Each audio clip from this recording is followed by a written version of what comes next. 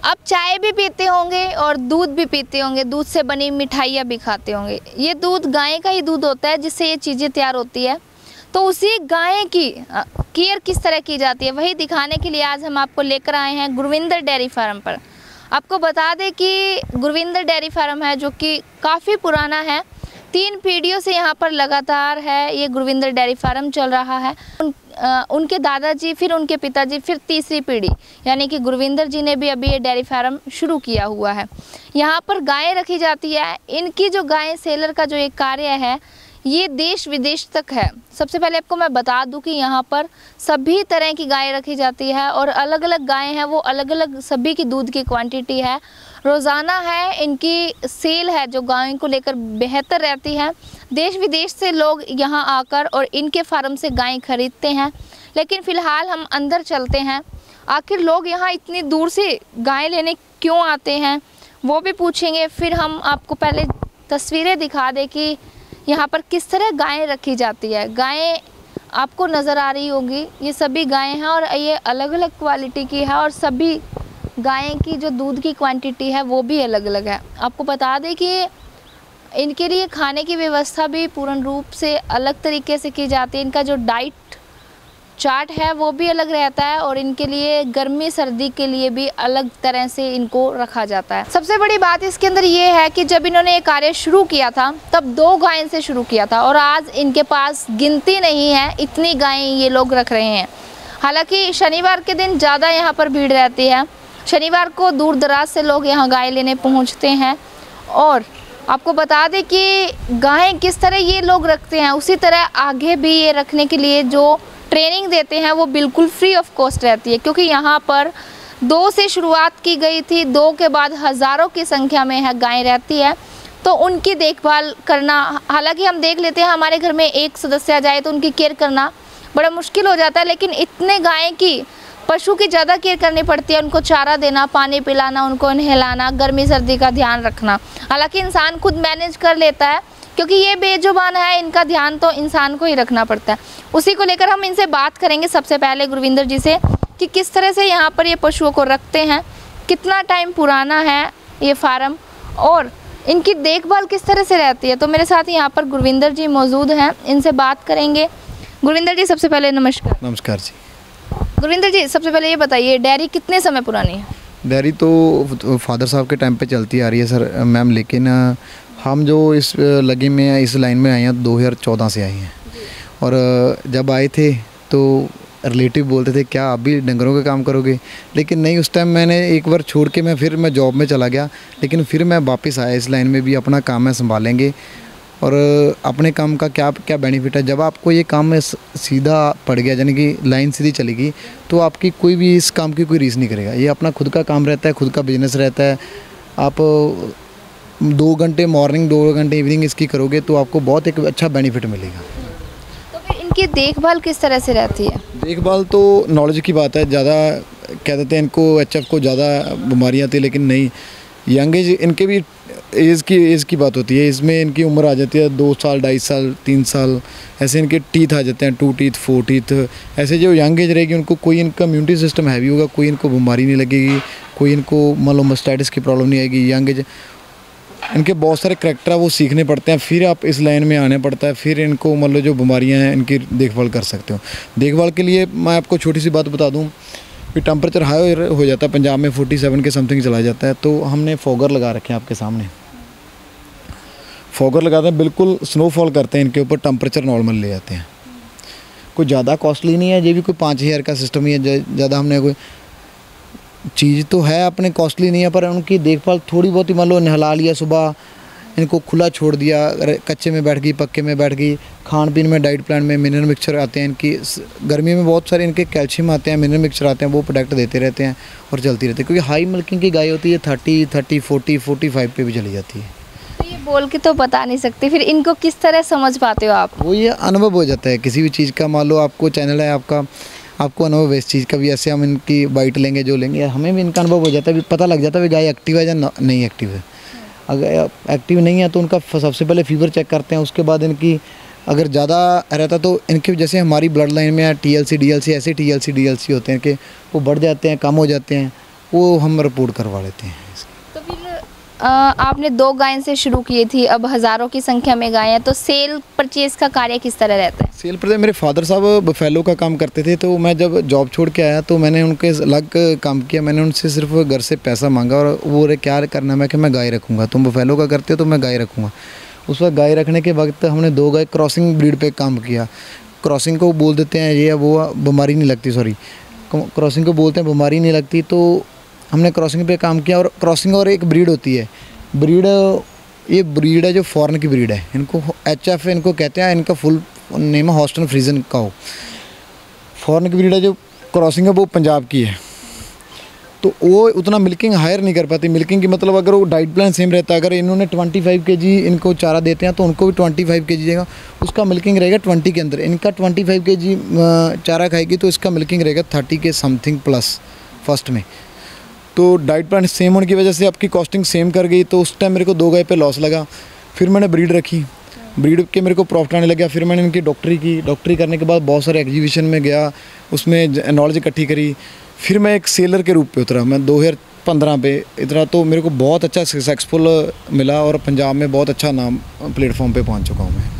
तो क्या अब लोग आपके पास देश विदेश से भी लेने आते हैं? Ma'am overall cover area Nainital Kanyakumari तक हमने गाय बेच चुके हैं। आज भी कस्टमर हैं जो महाराष्ट्र से पूना से आए हुए हैं, उन्होंने 30 एनिमल लेने। हर डे बाई डे कस्टमर आते रहते हैं, वेटिंग में बैठते हैं कई बार। तो भी प्यार बहुत आप देखोगे कस्टमर के, किसी भी स्टेट में चले जाते हैं, कश्मीर चले गए या किसी भी स्टेट में जाओ, उधर हमें ये नहीं भी होटल में रुकना पड़ेगा। तो कस्टमर हर स्टेट में बना हुआ हमारा प्यार बहुत मिलता है। जो पैसा तो अलग की बात है, जो इन्होंने प्यार दिलाया ना वो एक सुकून की तरह मिला भी हमें। इन्होंने जो इनको हमें एक प्यार दिया, एक मान सम्मान दिया, वो सुकून मिला समय। पैसा नहीं ज़िंदगी में काम आता। जो आप आदमी का जाते हैं तो वो वेलकम करता है, तो उसका ये बहुत रिजल्ट है। मैं सोचता हूँ कभी भी इन्होंने मेरे को बहुत ऊँचे प्लेटफॉर्म पर पहुँचा दिया है। देखभाल आप करते हैं, आपको नॉलेज हो जाती है, जो लोग लेने आते हैं फिर उनको भी आप किस तरह समझाते हैं, किस तरह गाइड करते हैं, और कितने दिन ट्रेनिंग रहती है? पहले तो जो आते हैं मैम उनको मैं स्पेशली पूछता हूँ भी आपके पास काऊ है, नहीं है तो हम 2 डेज़ या 3 डेज़, अगर हमारे पास एनिमल लेने आता तो भी, नहीं लेने आता तो भी उनको बोलते हैं भी आपकी एक बार ट्रेनिंग जरूर ले लो। ट्रेनिंग लेने का क्या बेनिफिट रहेगा, उनको 2-4 दिन में नॉलेज आ जाती है कैसे रख रखाव करना है, कैसे मिल्किंग करनी है, कैसे इनका देखभाल करना है। फिर हम उसको एनिमल देते हैं, एनिमल देके ताकि आगे जाके लॉस में ना हो। थोड़ा बहुत मिल्किंग का डिफरेंस पड़ता है, जैसे अदर स्टेट में जाते हैं तो टेम्परेचर का, एनवायरनमेंट का फ़र्क पड़ जाता है। बाकी अगर ज़्यादा उनको दिक्कत आती है तो हम हमारे जो ट्रेंडर आदमी नौकर है बिहार के रखे हुए हैं वो साथ में दे देते हैं जी। तो गर्मी में तो पंखे कूलर की व्यवस्था की रखी है, सर्दी में किस तरह मैनेज करते हैं? सर्दी में मैं आपको बताता हूँ, इनको सर्दी चाहिए। अगर गर्मी में 30 लीटर दे रही है, अगर टेम्परेचर लो हुआ तो इसका मिल्किंग 35 हो जाएगा। सर्दी में मतलब इनका जो दूध की क्षमता बढ़ जाती है, क्योंकि फॉरेन की ब्रीड है, उधर टेम्परेचर नॉर्मल रहता है। वैसे भी अपने पंजाब में देखोगे जाके तो हर 6 मंथ के बाद चैंपियनशिप हो रहा है। पंजाब की गाय 2nd लैक्टेशन में पर डे रिंग में कोई ओकने पर डे 70 लीटर मिल्किंग निकाल चुकी है। तो भी बहुत डेवलपमेंट कर चुका है इस लाइन में पंजाब। और यंग एज को स्पेशल बोलना चाहूँगा आपके चैनल के माध्यम से भी, आप इस लाइन में आओ। अगर 15 या 20 ईयर की जॉब छोड़ते मेरे लिए कोई मायना नहीं है, भी आप 5 एनिमल रखो, सक्सेसफुल की तरफ जाओगे सर। तो अब रोज़ाना में कितनी सेल निकाल देते हो? मैं 1 वीक में 50, अभी तो सीज़न चल चुका है, गर्मियों में हमारा कम रहता है, सीज़न चल चुका है। 80 के समथिंग तो 1 मंथ की गुजरात में, बाकी अदर स्टेट में 100 के समथिंग प्लस चली जाती है। 100 से प्लस 1 वीक हफ्ता की गाय 100 से प्लस चली जाती है। तो क्या फार्म पे भी पशु मेला इस तरह लगाया जाता है? शनिवार को जरूर मैम, इधर हमारे मंडी डबल, ये जो एशिया की सबसे फेमस मंडी है, तो उधर कस्टमर आते हैं। हमारे फार्म पे भी हम 50 से प्लस एनिमल रखते हैं, तो कि कस्टमर आते हैं मिल्किंग करके लेने जाते हैं 2 टाइम, क्योंकि मेले में हम मिल्किंग नहीं कर सकते। हमारे फार्म में 2 टाइम कस्टमर 4 टाइम रुकता है, सेटिस्फाई होकर मिल्किंग करके फिर हम उनको मान लो मिल्किंग करवा के दे देते हैं, ताकि आगे जाके कोई दिक्कत ना आए। स्टेट की बात करें तो हमारी ओवरऑल केरला, तमिलनाडु, महाराष्ट्र, हैदराबाद, कर्नाटका, जम्मू कश्मीर, सारी ओवरऑल कवरेज है। भी कोई बचा नहीं है जिस स्टेट में हमारा काऊ नहीं गया। अगर कस्टमर आता है तो कोई भी रिव्यू लेके आता है, हम पहले उसको नंबर देते हैं उनके, वो हमारे से गाय लेके गया है, तो आप उनसे जाके ट्राई करो, फिर हमारे से एनिमल प्रेजेंट करो, क्या एनिमल बेटर है। जहाँ हमारी बातों पे विश्वास मत करो, आप खुद पे कस्टमर को जिसको दिए उस पर ऊपर विश्वास करें, फिर पंजाब में आओ, फिर पंजाब में आप गाय लेने आओ। मैं सभी इससे पहले मैं ये पॉइंट बोलता हूँ उनको। तो इनकी यंग ओड का किस तरह से आपको आइडिया होता है? वो टीथ होते हैं इनके, अगर 2 टीथ हुए, पहले तो आदंत हुई, खीरी बोल देते हैं, महाराष्ट्र में बोलेंगे तो लैंग्वेज में बोलेंगे तो आदंत, हमारे पंजाब में बोलेंगे तो खीरी। जो खीरी होएगी वो भी बच्चा देती है, वो मान लो उसकी 22 मंथ होगी, उसके बाद 2 टीथ आ जाती है, उसकी एज 24 मंथ होगी, उसके बाद 4 टीथ आ जाती है, उसकी एज 3.5 साल के समथिंग हुई है। ऐसे 6 टीथ में उम्र बढ़ जाती है इनकी, इम्यूनिटी से यानी कि 3rd लैक्टेशन में चली जाती है। 2 टीथ में फर्स्ट में रहेगी, 4 टीथ में सेकंड में रहेगी, अगर 6 टीथ में चलेगी तो 3rd में चलेगी गाय। तो वो हम ज़्यादा कम प्रोसेसिंग करते हैं। उसकी प्रॉब्लम ये होती है भी हमारे तो इधर हम मिल्किंग कर लेते हैं, जब अदर स्टेट में लेके जाते हैं तो उनका वो डाइट प्लान डिस्टेंस बहुत है, जो सफ़र का डिस्टेंस होता है ना वो सहन नहीं कर पाती, वो रास्ते में डेड होने का खतरा रहता है। और जो यंग एज ने कमाल कर देना, एक मैं आपको और बताता हूँ, जो फर्स्ट लैक्टेशन में मिल्किंग निकालेगी वो सेकंड में नहीं निकाल सकती। जैसे यंग एज में निकालेगी, मान लो हमारा यंग एज का अभी हमारे फार्म पे है 42 लीटर तक मिल्किंग हमारे फार्म पे है। तो मान लो जो अगर लैक्टेशन में चले जाएंगे, एक तो ट्रैवलिंग नहीं कर पाएगी, दूसरा उधर जाके सक्सेसफुल नहीं हो पाएगी। एक सवाल और आपसे करना चाहूँगी कि आप रखते हैं, ध्यान रखते हैं, केयर करते हैं, हमारे घर में अगर एक दिन भी कोई मेहमान आता है तो उससे हमें इतना लगाव हो जाता है, आप दिन रात इनकी सेवा करते हैं, जब आप किसी और को सौंपते हैं तो उस समय मन में क्या होता है? मैं एक बात बोलना चाहूँगा भी, मेरे को इसने बहुत ऊंचे लेवल पे ले गई है, बहुत ऊंचे लेवल पे ले गई चुकी है। मैं अपना बैकग्राउंड याद रखता हूँ, बैकग्राउंड भी उस टाइम क्या था तो आज मैं क्या हूँ। तो मेरे को एक शौक़ है, हम कह नहीं सकते पैसा आ जाए, पर पैसा आने के बाद आदमी को शौक़ नहीं मिटाना चाहिए।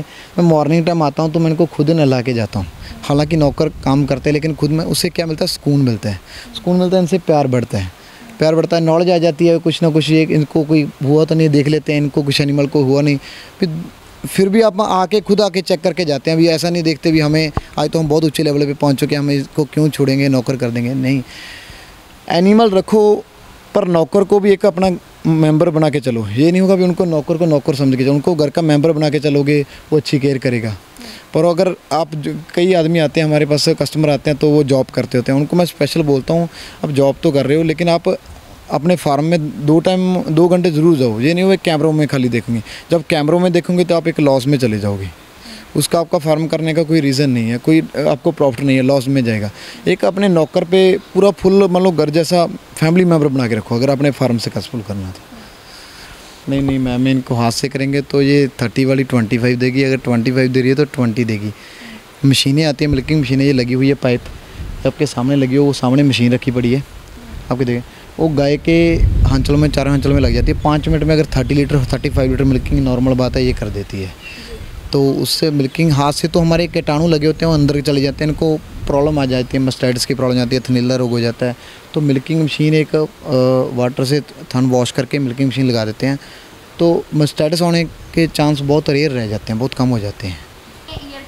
ये 3 साल की है, 4 टीथ है, और इसके जो कान में टैगिंग है ये NF आती है इंडिया की, रजिस्टर्ड है, उसमें रजिस्टर्ड है अभी, ताकि इसका सारा बायोडाटा भी कौन सा सीमन, मैं आपको बताना चाहूँगा भी HF एक गाय का नाम है, उसके बाद इसके सीमन आ जाते हैं, जैसे कंपनी मारुति सुजुकी कंपनी उसके बाद उसकी कारें इसके भी सीमन आ जाते हैं।